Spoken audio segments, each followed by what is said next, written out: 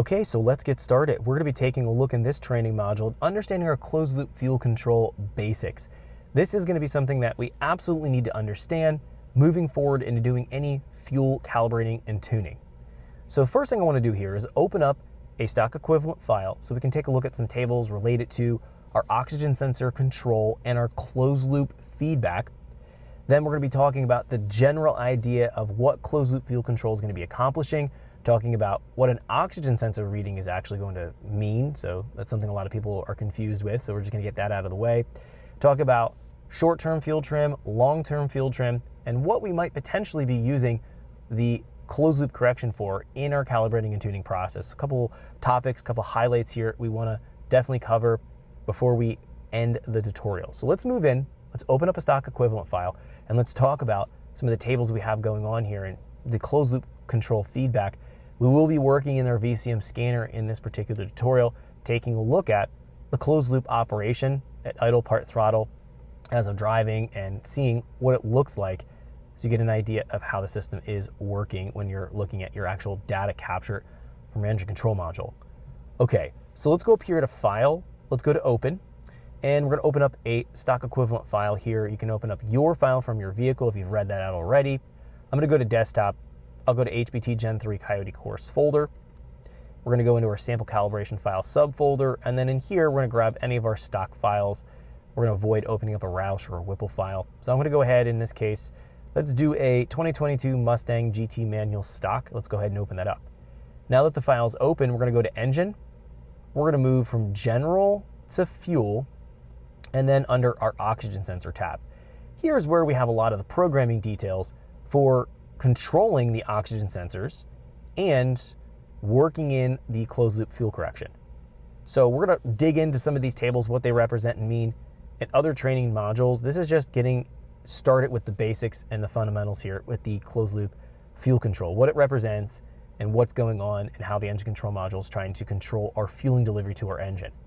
So the first thing that I want to talk about is what an actual oxygen sensor represents. A lot of people get confused with this. It's really basic, but the idea is important because as you move forward with tuning, understanding the true meaning of what the oxygen sensor reading actually is going to represent helps you troubleshoot and logically kind of think through certain problems in calibrating and tuning. And I'll just briefly touch on some of those. So an oxygen sensor is going to be measuring the oxygen content in the exhaust stream.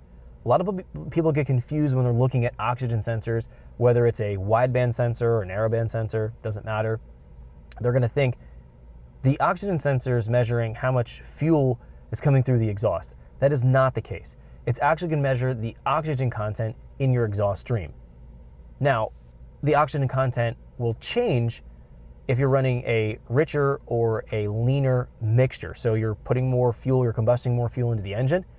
You're going to be displacing less oxygen content in the exhaust stream. That would register on an oxygen sensor as a richer mixture or a richer lambda reading. And then if we're talking about a situation where, let's say you're running leaner, you're putting less fuel into the engine. So as a byproduct in the combustion, as it coming through the exhaust, you'd have more oxygen content. So in these situations, you'll find that the oxygen sensor is looking at the oxygen content.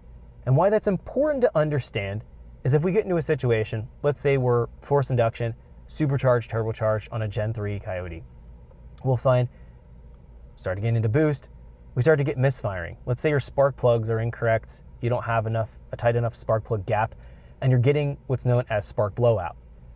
In that situation, you're not getting a complete combustion event. So what'll happen is we might be injecting the correct amount of fuel into the engine, but as a result, we're not getting a complete combustion, maybe only get a partial combustion under load, and you're going to be displacing more unburnt fuel through the exhaust, and you'll find as a result of not having a complete combustion, your oxygen content's going to pick up.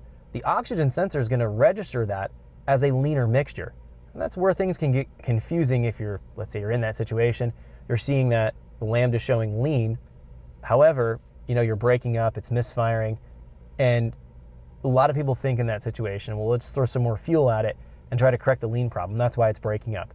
Usually it's not the case. It's actually a lack of combustion, But understanding that fundamental idea of what an oxygen sensor actually represents, we know incomplete combustion now will lead to unburnt fuel passing through the exhaust stream, which the oxygen sensor can't pick up, and it's going to be increasing the oxygen content, which is what the oxygen sensor actually picks up.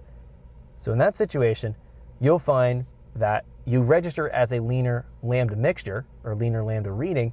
However, it's not actually lean. The fueling may be right, it's just the lack of combustion. Very important to understand that, just that detail. A lot of people get things confused with an oxygen sensor or lambda reading.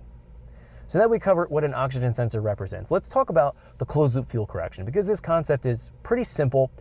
We're going to be taking a look just in a few minutes at the VCM scanner down here to understand things a little bit further in the short and long-term fuel corrections. But let's just break this down. So we have 4 oxygen sensors in our exhaust stream. Thanks for checking out our teaser clip. If you want to see the rest of this video and more than 500 hours of current EFI training we have to offer, make sure you click right here. If you want to go and check out more teaser clips from this training course, click here. And you don't want to miss any of the videos we're going to be releasing on this channel, so make sure you subscribe and click here. Thanks for watching, and I'll see you guys later.